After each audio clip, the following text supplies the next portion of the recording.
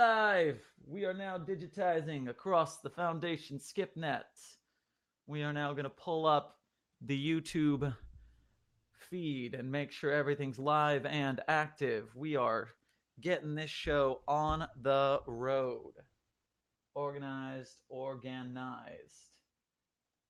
Boom. Perfect. We are showing up here, getting things in line. Perfection. Good times. Getting things done.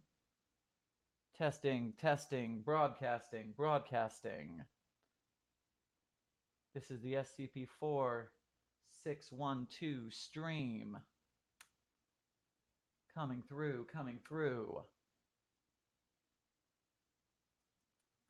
Not all gods decompose. Save. Go to the YouTube chat. Hello, YouTube viewers. All three of you, welcome. Sam Wall, hey, good luck tonight. Thank you very kindly. Legs will be broken, but only in the right way. And now, all right, Foundation staff, welcome.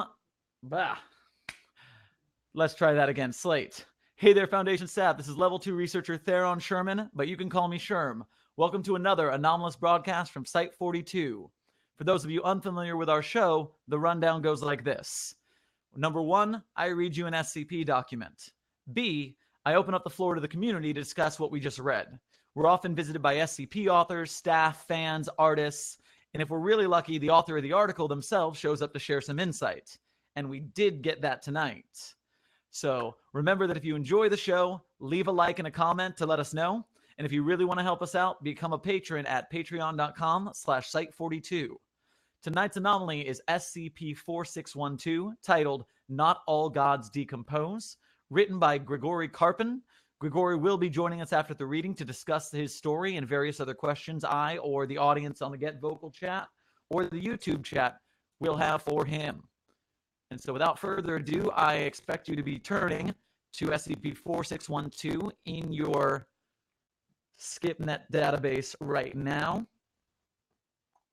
Make sure I've got my YouTube chat is up, my GetVokl chat is up. We are prepared for action. And so let's begin.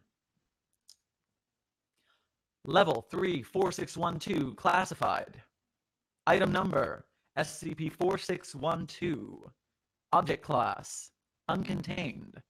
Special containment procedures. Due to extreme difficulty relocating SCP-4612-A, a perimeter maintained by a barbed wire fence has been established around Provisional Site-91. The site is a converted 18th century manor in Yorkshire, England, commonly referred to as Eckert House. Any unauthorized individuals found at Provisional Site-91 are to be interrogated for any possible connection to Group of Interest Alpha 019, codename Serpent's Hand. Members of the Serpent's Hand are to be processed by the Ethics Committee. Seen here, a photograph of what is known as Eckert House. Description. Continuing on the special containment procedures. SCP-4612-B is uncontained at this time, as its whereabouts are unknown. Foundation web crawler IO Metatron is to scrub all social media and internet postings for mentions of a figure fitting the description of SCP-4612-B. Mobile Task Force Beta 777, codename Hecate Spear, are to be notified of sightings of SCP-4612-B. Description. SCP-4612 refers to two related anomalies. SCP-4612-A is the body of a large limesiform invertebrate, consisting of white translucent flesh with elastic texture. The body shows no sign of decay despite centuries having passed since estimated time of death. The cadaver is 10 meters in length, 1 meter in width, lying atop a stone altar. The cadaver's anatomy includes 6 human arm-shaped structures measuring 3 meters in length. Each arm terminates at a hand with 10 digits and a crystal structure in the palm. A flexible fin travels down the length of SCP-4612-A. There's a lengthwise, posthumously posthumously executed incision. There is a lengthwise posthumously. There is a lengthwise posthumously executed incision along the underside of the cadaver. The cadaver's blood is bright blue and uncoagulated. SCP-4612-A emits considerable amounts of Akiva radiation. The cadaver has emitted a steady increase in its radiation for unknown reasons since its discovery. SCP-4612-A is housed in an underground structure beneath Provisional Site-91. The door to the vault is located on the exterior of Eckert House and leads to an underground structure beneath the wine cellar. The door is inscribed with thaumaturgical glyphs which, at one time, induced a mild cognitohazard causing the viewer to ignore the entryway. The underground structure is constructed of stone blocks, many of which are charred and warped from heat. Cuneiform glyphs of unknown thaumaturgical purpose are etched into the surface of many of the stone blocks. SCP-4612-B is a humanoid entity 1.75 meters tall of average build, with eyes that glow a bright blue. SCP-4612-B has demonstrated the ability to manipulate thermal energy and has exhibited anomalous strength far beyond what is expected given its height and build. SCP-4612-B is referred to SCP-4612-A as its father, despite being two different species. See Incident 4612-1. This is Addendum 4612-1. Accessing. Access granted. Attention. Authorized by O5 Council. This notice is issued for all personnel viewing the following memo. Special dispensation has been granted by the O5 Council for review of Level 5 4612 clearance materials attached to this memo. General clearance to review the SCP-4612 file is required to read these materials. 4612. From the desk of Iona Varga, MD, PhD, Director, Provisional Site 91. 2. All Level 3 clearance personnel cleared to review SCP-4612's file. Regarding, concerning the origins and significance of SCP-4612-A. Through broad historical survey. Yona Varga. Okay, not an O5 anymore.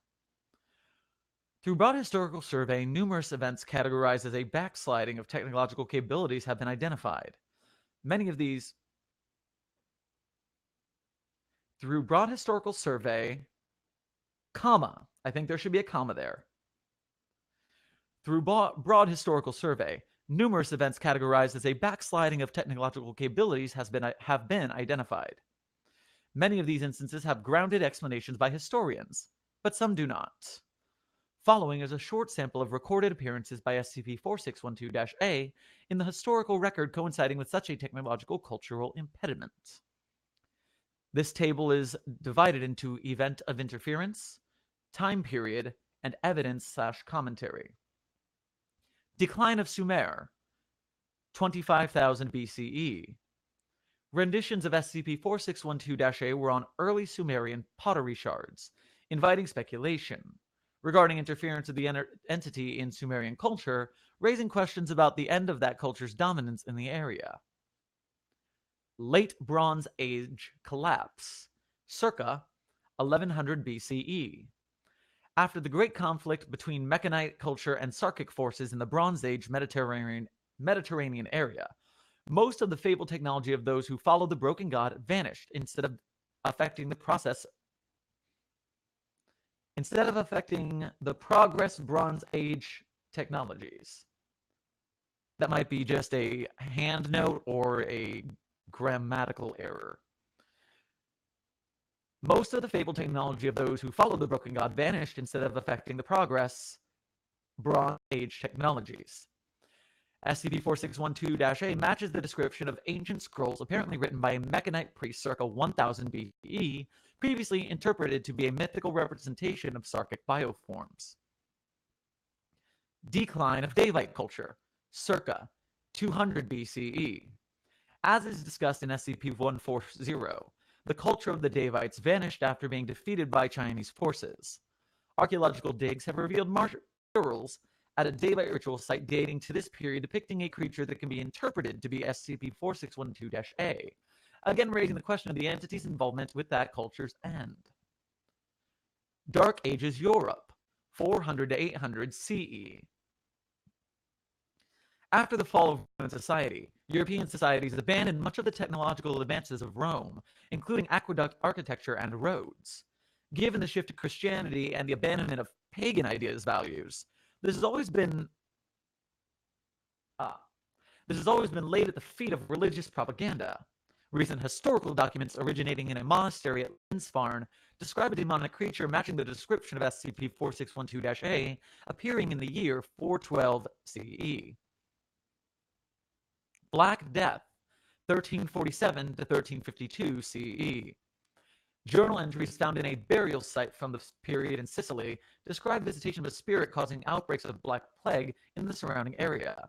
The spirit described matches the appearance of SCP-4612-A. Based on the above information, it is an alpha priority that Foundation personnel catalog any other examples of SCP-4612-A species. If even half of the above instances of SCP-4612-A's interference are factual, this entity has had a significant impact on human history across many cultures.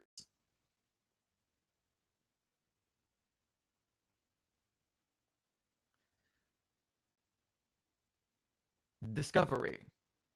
SCP-4612-A was discovered on December 19, 1986, when Foundation agents surveilling a known member of the Serpent's Hand, designated as Person of Interest 39978-K, followed Person of Interest 39978-K onto the grounds of Eckert House. Agents observed Person of Interest 39978-K perform an unknown thaumaturgical ritual and enter the door to underground structure. I believe there should be another "the" there. The door to the underground structure, housing SCP-4612-A.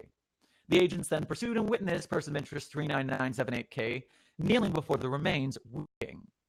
Upon seeing SCP-4612-A, Foundation agents detained Person of Interest 39978-K and called for reinforcements.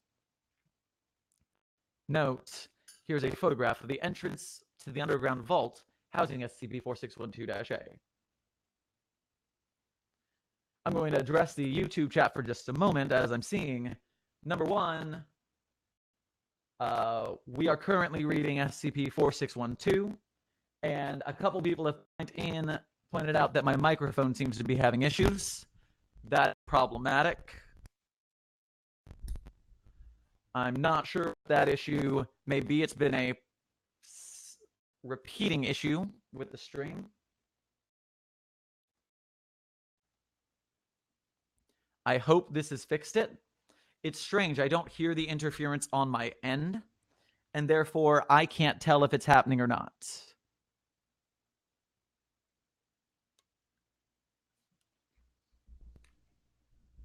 So I apologize if the digitization error is still happening. But we continue on to the best of our ability. Discovery. SCP-4612-A was discovered. We did that part. Foundation agents detained the Person of Interest and called for reinforcements. Mobile Task Force Beta 777 mobilized from Site 6-3, arriving from Sites 06 through 03, or from Site 06-03. Arriving roughly 8 hours after Foundation personnel reported the anomaly. Mobile Task Force Beta 777 are specially trained in thaumaturgical countermeasures and always staffed with at least 2 Class A thaumatologists. Mobile Task Force personnel were accompanied by Agent Rebecca Douglas, senior researcher and Level 3 psychometrist. Survey of the site revealed no obvious anomalies other than the cadaver of SCP-4612-A. The corpses of 23 human males of various ages were found surrounding SCP-4612-A. Most of the corpses were significantly desiccated. Charred, and had skeletal structures partially incinerated. Several of the corpses were dismembered due to blunt force trauma. Agent Douglas noted substantial psychic trauma present in all human remains on site.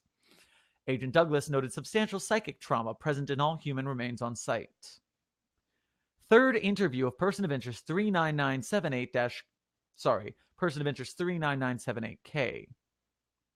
Access granted. Interviewer, Dr. Yona Varga, Project Demeter, supervisory staff. Interview subject, person of interest 39978K. Background. Interview was performed at Provisional Site 91 several months after apprehension of person of interest 39978K. Interview subject was detained at the site since apprehension, undergoing standard interrogation escalation protocols, and appears disheveled and pale.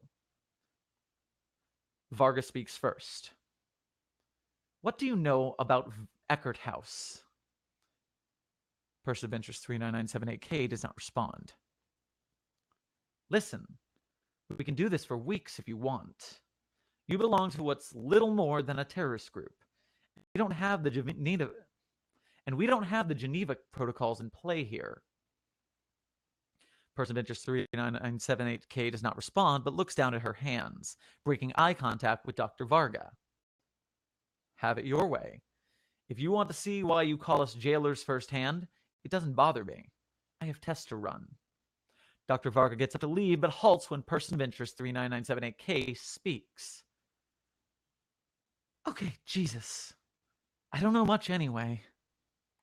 Dr. Varga continues standing, looking down at person of interest 39978K. She gestures for POI 39978K to continue. All right. I know that the original master of the house was an occultist. The house was named after him, I think. I ran across reference to his reaching out to the library and wanted to investigate. I didn't know what I would find. Dr. Varga sits across from person of interest 39978K and resumes taking notes. There's no record of a sub-basement under this structure. How did you find it? I surveyed the building and viewed the door using a thaumaturgical working. Do you know what species that cadaver is? What species is a god? What species is a god? Do you really believe that invertebrate is a god?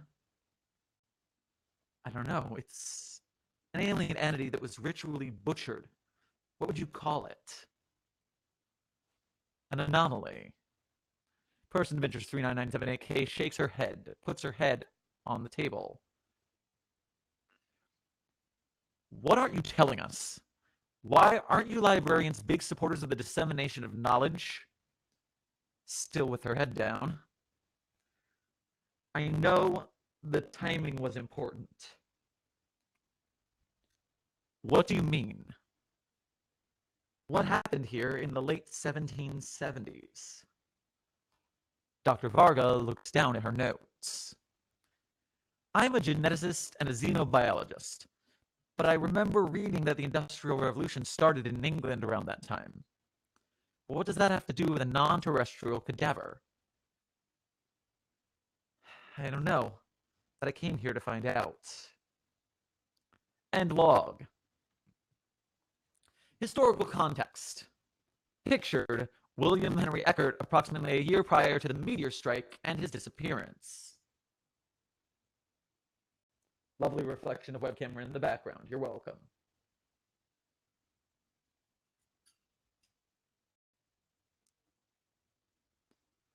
Historical context. The individual referenced by person of interest 39978K is believed to be William Henry Eckert, initial owner and resident master of Eckert House. Eckert was active in several occult societies and held regular meetings of such societies at his home. Eckert made his fortune mining iron and copper. Local historians have theorized that he was investing in the burgeoning movement towards industrial revolution. Records from the Yorkshire Historical Society mention a meteor strike, quotes, occurring on the evening of September 17, 1779, causing significant damage to the house. The structure does not currently exhibit damage commensurate with such an event. Mr. Eckert was last seen by his servants entering his library on the morning of the meteor strike and was considered dead after the incident. No mention of the underground structure or SCP-4612-A are made in the historical record. Local legends note that a man made a fire when walking out of the ruined house after the impact. The following letters from Eckert, I believe that's a typo. The following letters from Eckert were retrieved in a raid upon a Serpent's Hand stronghold. Relevance to this entry was not clear until full cataloging of the documents retrieved during raid. until full cataloging of the documents retrieved during the raid was completed. 2 typos there. I hope we're all following along and cleaning these up. Good job, creative writing community. Recovered correspondence 1779-May-19. Access granted. Letter from William Henry Eckert to Anthony Martel, a member of the Society. May 5th, 1779. Good, Anthony. I hope this letter finds you well, my friend. I grow concerned with the others of our society. Our brethren must understand the grand scale of our endeavor. Any cost that comes forthwith will be well earned, whether in pecuniary losses or in our very blood. There's an inhuman entity that holds our lives in its grip. We have no choice but soil our hands if we wish our great empire to thrive. If we turn from this task, what will happen to future generations? The library has allowed our supervised review of many tomes, and I've recently found a ritual that was once used to bind a god, and should suffice our noble purpose. Please, my dear friend and collaborator, speak with the others. Remind them of our sacrifices and what we stand to gain. The consequences of our actions against our adversary will pale when compared to the great advances we can achieve for the human race. We must push on. Your friend, William Henry Eckert, Society of Yorkshire Thaumaturgy. Examination of SCP-4612-A. Attempts to move SCP-4612-A have been unsuccessful. The corpse exhibits density far beyond what is to be expected by cursory examination, estimated to weigh over 26,000 kilograms. The altar where the body lies is assessed as anomalous given its ability to hold the body without losing structural integrity. Dr. Varga has decided that attempting to move the corpse would not nearly be as cost-effective as testing on site. It is for this reason that Provisional Site 91 was established. Physical examination of SCP-4612-A, Level 4, 4612 classified. Access granted. Small samples were surgically removed from SCP-4612-A for ease of testing. Genetic profiling. SCP-4612 has a cellular structure not matching any entities throughout the Foundation's biological databases. The cellular structure is made up of a blending of carbon and silicate, or silicate, however you say that word. Exposure to various elements. The sample was exposed to electrical current of various charges, alpha, gamma, and ultraviolet radiations. The sample showed no change in its state, absorbing electrical current and radiations noted without sign of degradation or noted without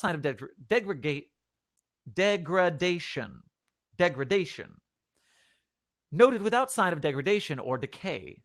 Visible wavelengths of light, in addition to infrared,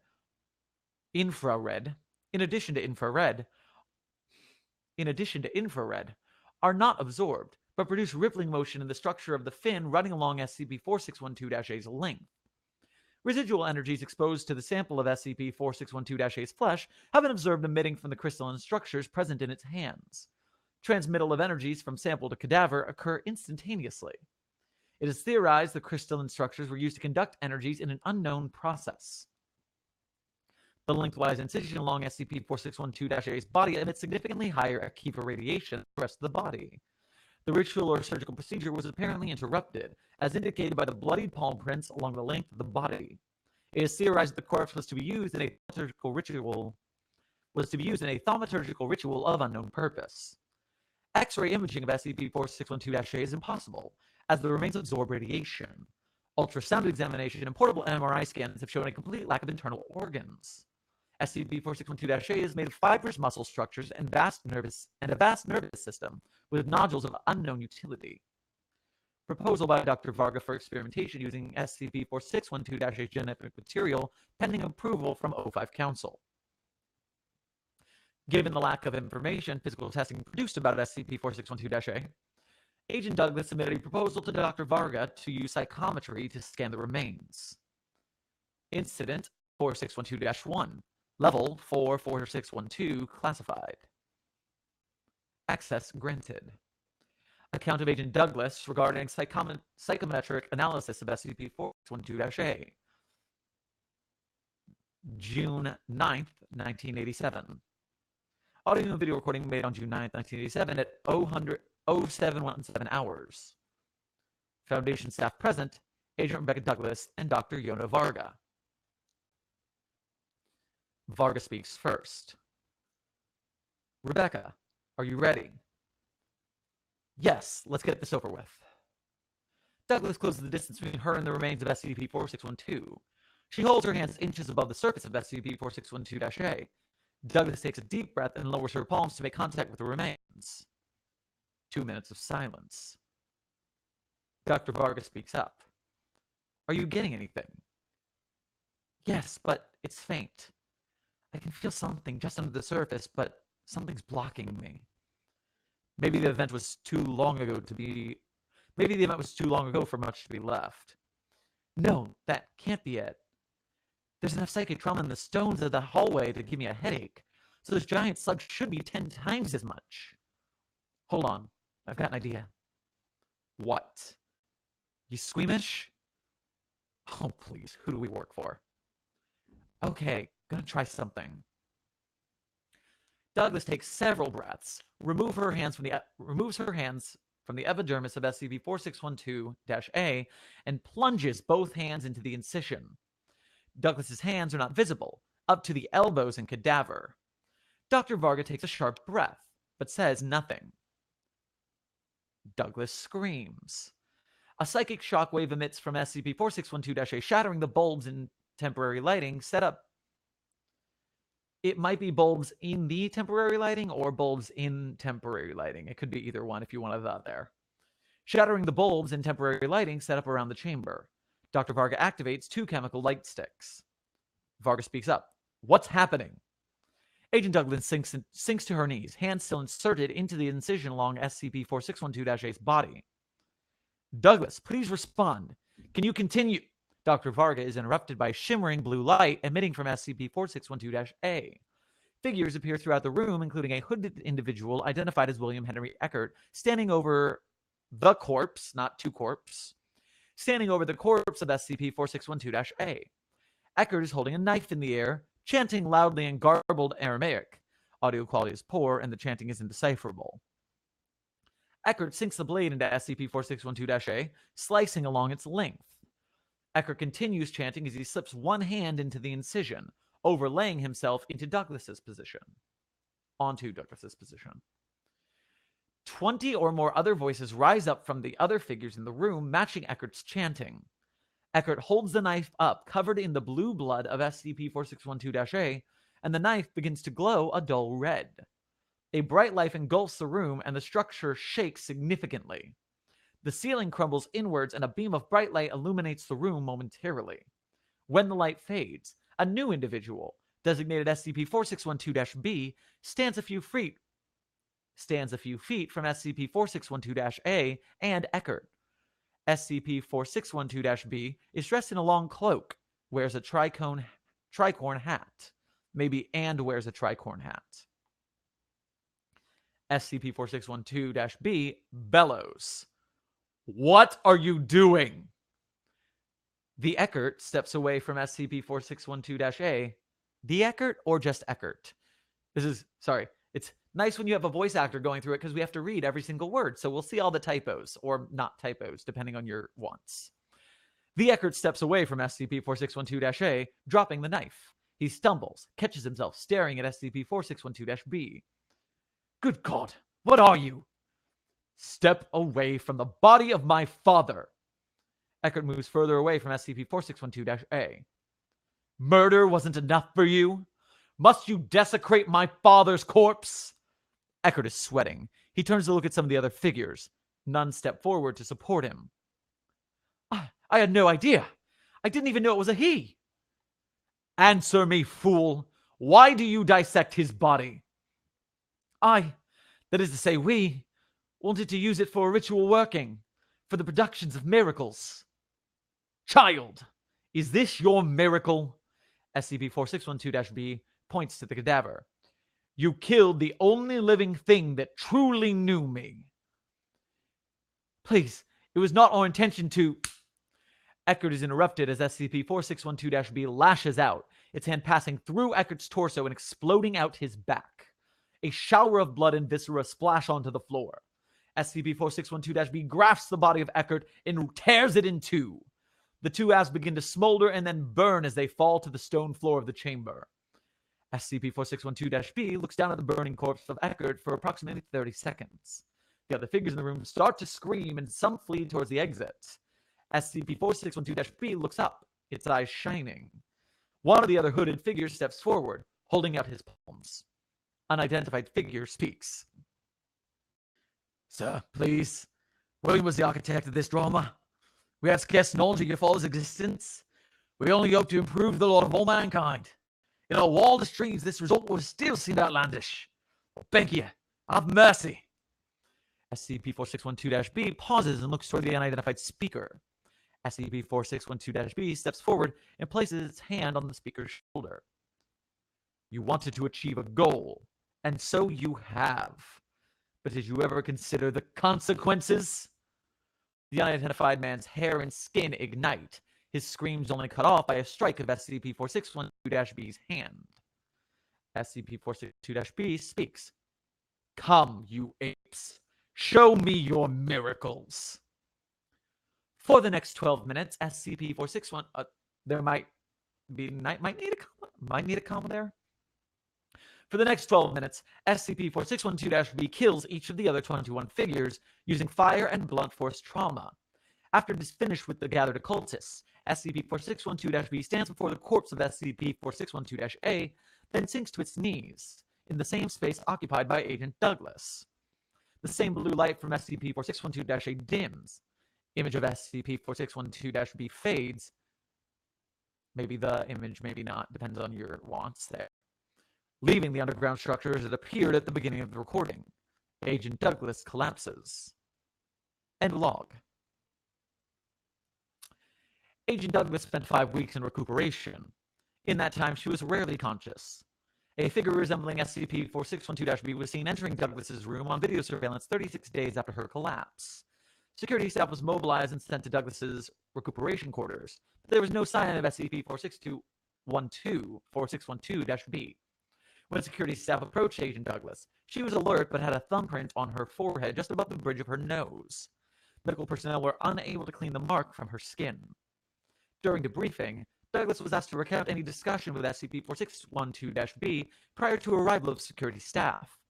Douglas reported that SCP-4612-B claimed she was only alive because she was merely investigating. Additionally, Agent Douglas claimed significant interference of her psychometry, as she could sense were the following words being repeated. Eckert died for a reason. The search for SCP-4612-B is ongoing. Woo! Okay, we made it. That was a fun one. Oh, man. Had a nice little action scene at the end. That was enjoyable. That was fun to play with. So, that is SCP-4612-B, currently at plus 65 in the ratings. At this point, I am going to check on the YouTube chat from this point on, as well as interview our guest, author of SCP-4612, Grigori Karpin, to join the video feed. Hey, LOG in the GetVokl chat. Welcome to that. The doors are now unlocked. Welcome to the screen, folk.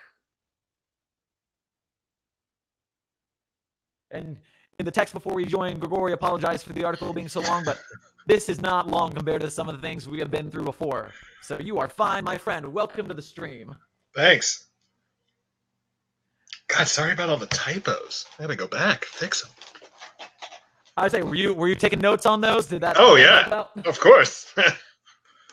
It is hard to get critique like that thoroughly on a long article because our eyes glaze over and we just kind of read what we're like expecting to read. We see it correctly, even if it's not right. Yeah, yeah. No, understandable. Mm-hmm. So yeah, I hope you got notes on all those and you can just like go back through the stream later and like follow along. Yeah. But in the meantime, wow, welcome. Introduce yourself. Hi, I'm Grigori Karpin, brand new author to the site. That's right. This is your first article. Congratulations. Welcome to authorship.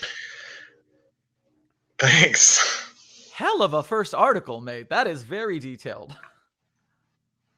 And how long was it when you first yeah, I thought, you know, it used to be about 6,000 words. Now it's about 3,800. Whew. There was a lot of exposition that got cut. I was going to say, tell me a little bit about what we missed out of there. So originally, the last sequence had like a lot more explanation from Dash B, and that was sort of pointed out to me that he's if he's really upset, is he really going to stop to explain his history or his motivations? No, that's ridiculous. And I agreed and kind of tightened it up, because why would he care to explain to these jerks who just killed what he says is his father? So. And I mean, not only are they these jerks, but also he's a son of what we're calling a god. And so, like, these humans are like debatable. Oh, debatable. Uh-oh. Yeah. I mean, it's hinted that that thing is a god. The Serpent's Hand agent or whatever certainly thought so. And there's Akiva radiation going off, but there's a footnote on Akiva radiation in my article that defines Akiva radiation as physically quantifiable measurement of the prime thaumaturgical force, with a following sentence saying controversially referred to as the evidence of divine grace. And sort of one of the things I wanted to hint at was that Varga, who's, you know, the author of this article, is not convinced that Akiva radiation means God at all. Maybe that's just a higher form of biological construct, not necessarily anything we need to revere. Man, that's... Oh, I like that. And that's in a footnote. That's... Man, more often than not, you see what I did, I often skip by the footnotes. Oh, sure. Yeah. Because they'll have like a little thing, but it won't be like worth interrupting the flow of the story. But yeah, that's a good character moment right there. Yeah, I tried to, like, I couldn't think of a way to, like, throw it in the limelight, and so I just want to add it into, like, a hint. There's also, in Dr. Varga's interactions with the POI, when the POI says it's a god, and she says, what would you call it? And Varga just says, an anomaly. That's it. I don't see this. I don't see what's going on here that's so special. In Varga's mind, at least in my headcanon, Varga sees this as just another biological sample to dissect and figure out how it ticks. Yeah, I mean, it's another big monster. We have 682. It's another big monster. Right. And this one's dead. You know, we're just going to cut it up. But, you know, I kind of wanted to throw the hints out there that, well, other people or other forces might think this isn't all right. In fact, there's a whole bunch of people that got killed a few hundred years ago for screwing around with a corpse. Yeah, and I mean, Cthulhu to us is like a god, but then we to ants are like gods. So what's the deal? Yeah, exactly. All right, so tell me about the genesis of this idea. Where was square one with this article? It started very differently than what it turned out to be. Originally, it started with my significant love affair with the skip number 3457. I think that's the right one. That's the Rite of Solomon. And Rite of Solomon is talking about creating a new god, like a new demiurge to you know, help usher in a new age, like the Nazis were trying to do it or something like that. But there's one line in there where it says, you know, in 1881, a group of German occultists killed God, you know, and that's it. And I tried to look for some more explanation to it, and I was like, what? Where is that? What do you mean you killed God? Like, implied being the Abrahamic God. And I thought, oh, what if, well, if you did kill God, does that mean, you know, what do you do with the body? And so originally, this was a very different story that involved like World War II and, you know, people trying to hide, you know, the body of a god. And I also was listening to, at the time, there's a band or a singer named Saint Seneca, and he's got a track called Bloodbath that says, I think there's a line that says, the flesh of God is flayed for you to eat. And that like triggered my weirdness with cannibalism, and it made me just want to write something about it. And in the process of critting, it changed dramatically, but it basically centered around this dichotomy of what is the price for pushing forward progress, and whether or not we should ever stop and go, should we go forward or not? And in my opinion, the piece the fact that it's centered around the body of a god is almost of secondary importance. It just makes, I just think it's an interesting hook to go, hey, there's a big dead god thing, but that's not really what I wanted to talk about.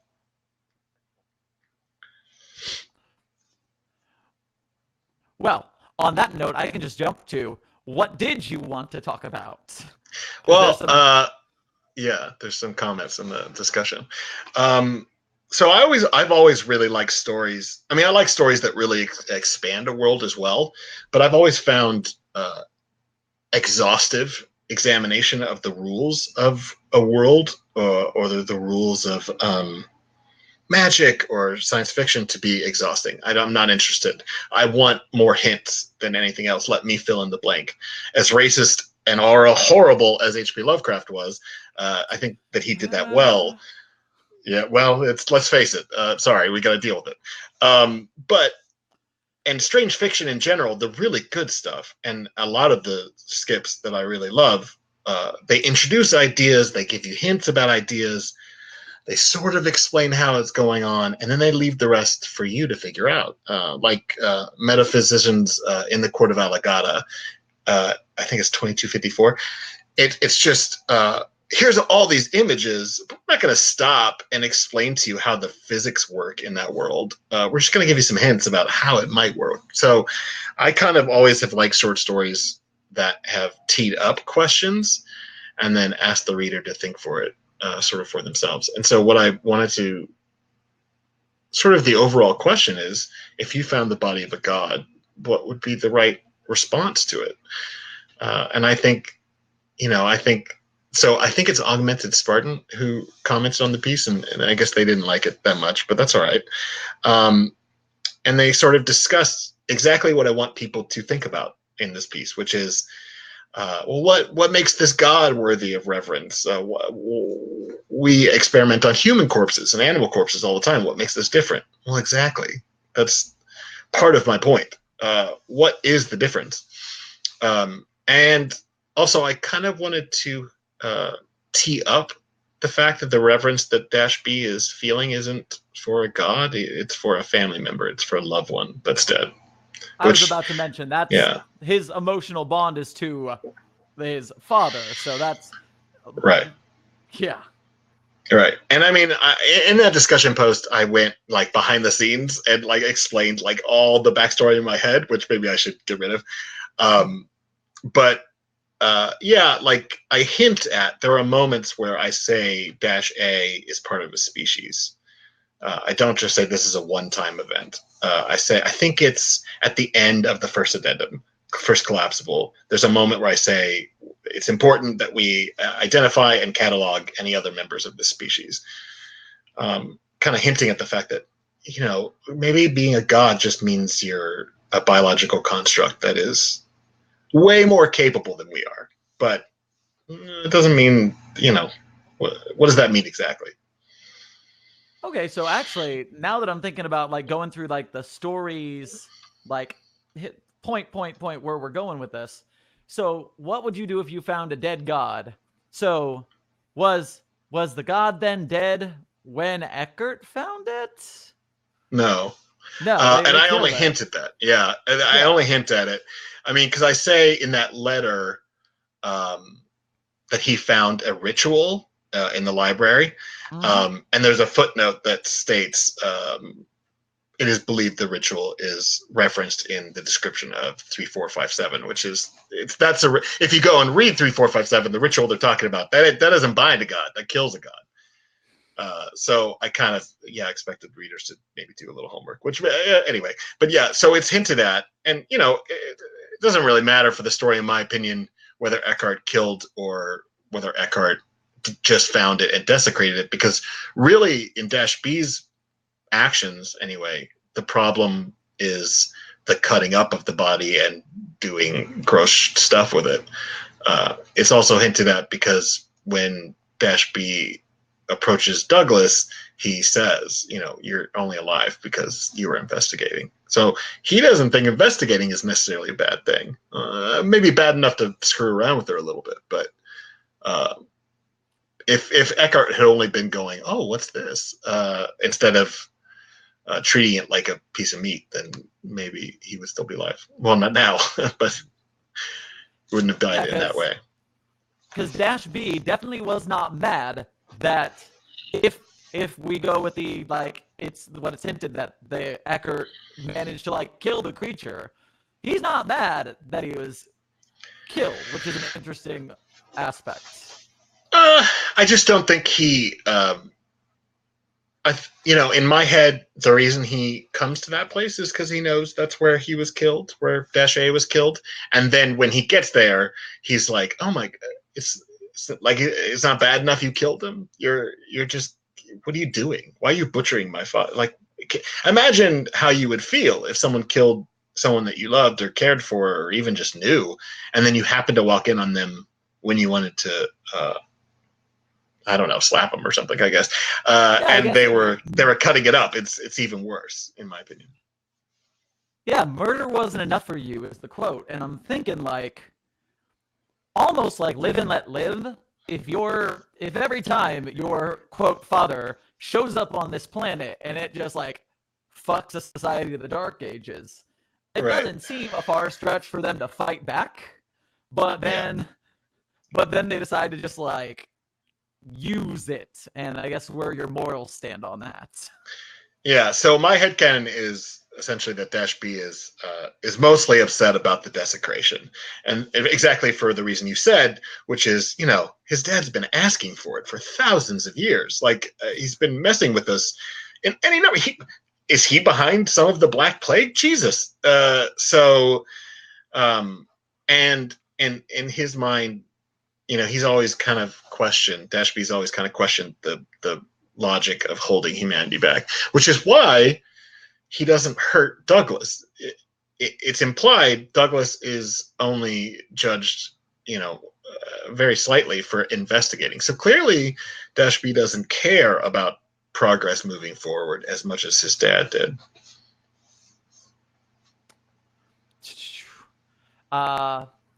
So when you were talking about the writing process for the story again, how did this go through critique? How many people saw it? How did you go to like Discord, Reddit, the wiki?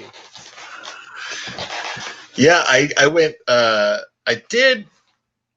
don't think I went to Reddit, but I did go to Discord on the Declassified server, and both the Great Hippo and Floppy Phoenix both gave me pretty fantastic crit, helping me with the clinical tone, because I really struggled with that. I've written a lot of prose before, but I've never done anything quite like this.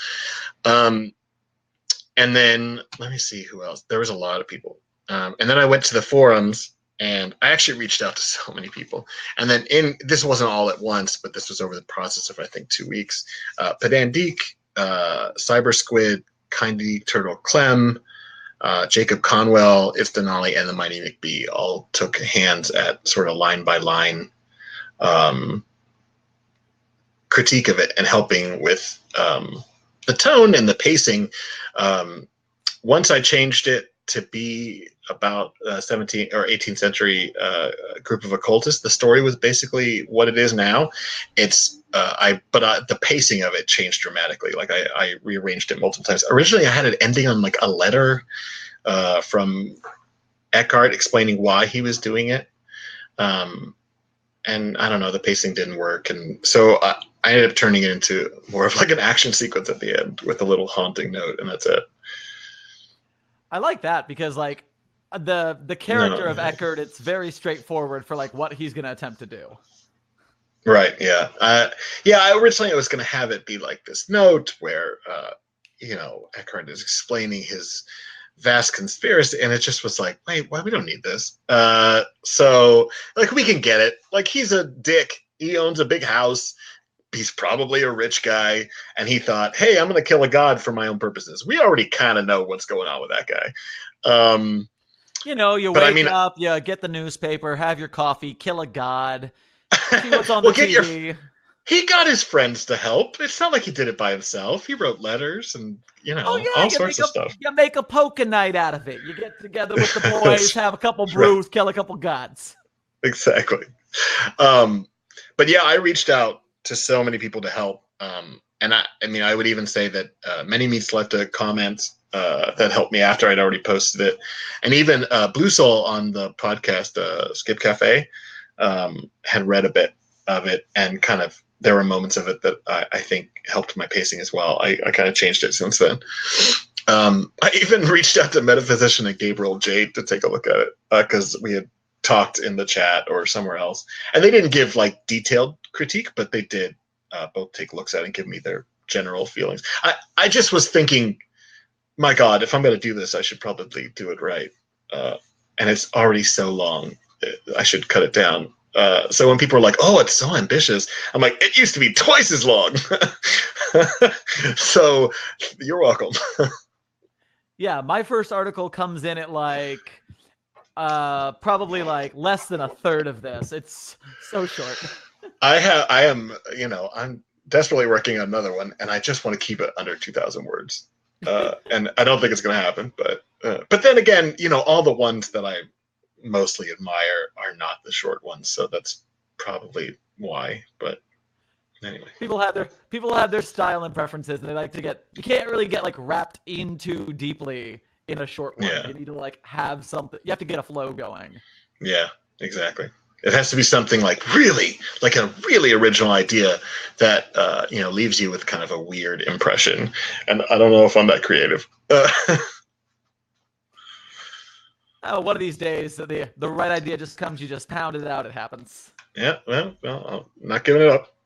Speaking of other SCPs that you like, tell us some of your. I mean, you have your one SCP. It's your darling. But what are the articles? I don't even like it that much. That son of a bitch. We're not for that. Whatever. Fuck it. Yeah. Tell me about some of your favorite articles or tales from the wiki. Sure. I got kind of a list. I kind of prepped some stuff.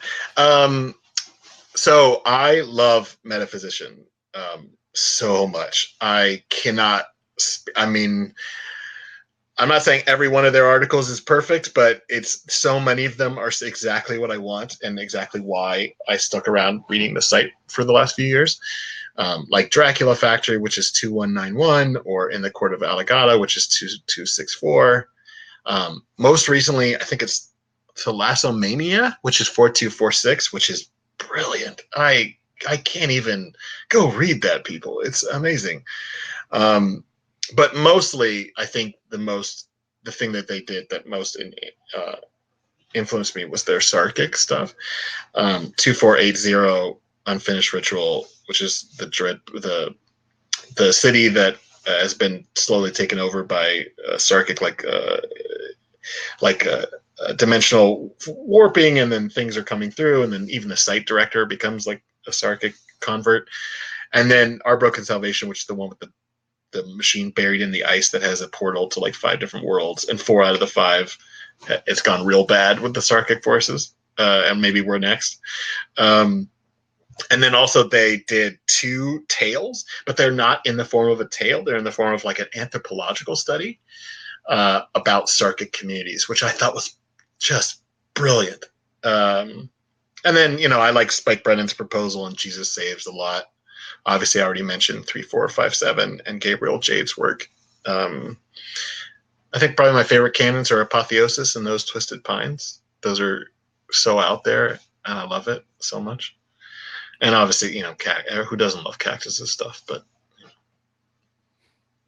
I can see exactly the influences that made you write this thing you wrote, and the stuff you're going to keep writing beyond it. Yeah. It's just like, yep, I see all of that coming together. Yeah, like I'm probably never, I mean, maybe not never, but I can't see myself writing a lot of science fiction. Oh, but weird old shit where stuff is still sinking around and maybe pretty macabre and horrible. Yeah, I got that in spades in my head. Oh, good historical fiction is always a plus. Yeah, I like it. I mean, that's why I like Metaphysician stuff so much. Sweetness. What was I going to say? I had one more thing. It was regarding. Oh yeah, and also it's really dope. Like you like all of Metaphysician stuff. You're like, and then you're able to write this for the wiki. You have them look at it, which is awesome. There's so many people on this site who like I read their stuff for years, and I'm just like, oh man, I love this person. I'm like a fan, and then they're just like, oh, I'm here. What's up? Yeah, it's unique being on the chat in Site 19 or being on one of the Discords and just talking to people is fascinating. It's actually, I have to say, it's been a very welcoming community in many ways. I mean, I'm still kind of a newbie. I've been lurking for the last 3 or 4 years, but I just joined in September or October, and then this is my first article. So not only have they been incredibly helpful, but so many people have been very welcoming and just not, congratulatory or, giving honest feedback. It's honestly, the reputation that the site gets for people being too harsh, I don't think it's earned. I think maybe some people can be like that, but mostly I felt very welcomed. The so harsh thing can come up like very rarely, I notice. But really what happens is just like we're all adults and we don't want our time wasted. And when we get grumpy is when people show us that they don't care to put in the work. Like, sure. You show someone an article that's like mostly done, and like you would post it if it were approved, and like all of the spelling's correct. Yeah, we like this guy. They're an adult. They can type. They have an idea. When you get a little grumpy when you get your 19th misspelled monster what kills everything. Yeah, I guess that is pretty common. I guess I was lucky in that when I started on the site, started reading on the site, I still haven't read 90% of Series 1. I've read like 049, and I've read The Cargo Ship, which I think is 055, and a couple of other ones. But I've read a lot of Series 2 and 3 and 4 mostly. And so, that's what drew me in. I'm not even sure how, I don't even remember how I got drawn to the site, but it was, I'm pretty sure one of the first things I read was Metaphysicians. And I was like, who wrote this? Is weird. What is this? Yeah, no one knows how they find their way to the site. We just all come here somehow. Oh, Elegy is saying 45. It's Cargo Ship is 455. Okay, thank you. Yes, that's right. Thank you. Right. That's the 055 is the anti-meme. God, I'm an idiot. That's super famous. Not a sphere. A sphere. Yeah, not a sphere. Can't. Yeah, I think I saw that there's that one page stuff you shouldn't do on your first one. And I think one of the bullet points is we don't do a sphere. We have so many spheres. And I thought that was funny. Oh man, it's so heartwarming when people have read through the rules and read through the ideas pages and learn, oh, yay. Oh, well, I just graduated law school. I'm all about rules. That's all lawyers are. We just sound smart, but we're not. We just read all the rules and read stuff that you don't want to, and then take notes on them, and then we sound genius, but we're not at all. It's Dungeons and Dragons. They're literally called rules lawyers. It's as you can imagine, I used to DM. Oh, same. Yeah. But I'm an actor and an artist, so it's a very much looser game, and it's all totally. It's all very whose line it is, anyways. We're just gonna none of this points matter, no mathematics. We're just gonna see what happens. But that could be really good for writing and creating too.